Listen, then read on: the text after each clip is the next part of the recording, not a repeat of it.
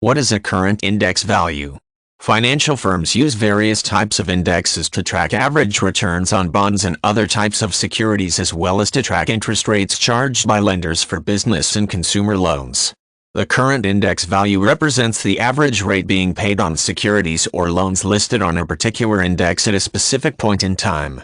Economists track indexes to gauge the overall health of the economy within a particular region or nation.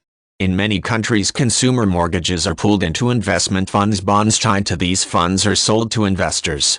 Like mortgages, government bonds are debt securities, and investors compare the yield paid on mortgage funds with the yield being paid on long-term government bonds.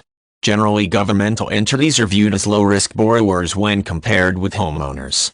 Consequently, mortgage rates must be higher than the rates being paid on government bonds, otherwise investors would have no incentive to buy these funds rather than buying government-issued debts.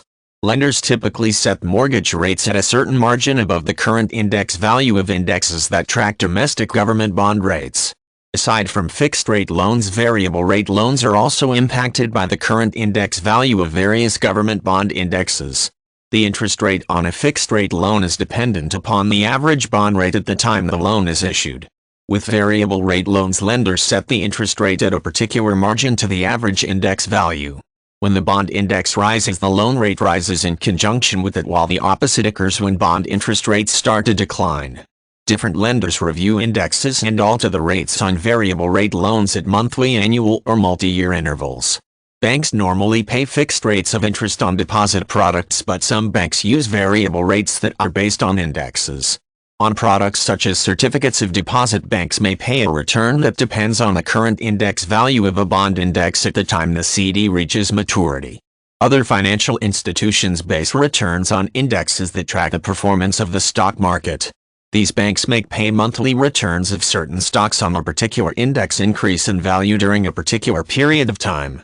Conversely, banks often pay nothing to deposit holders if the securities listed on a particular index lose value during a CD term. Economists use government bond indexes and similar performance indicators to predict future activity levels in the housing market. If bond indexes rise, loans become more expensive, and this makes financing residential property more costly. Additionally, these price hikes can have knock-on effects that cause inflation across the entire economy. Therefore, an economist can make a prediction about an upcoming recession or economic boom based in part on the current index value of various charts that track the performance of bonds and securities.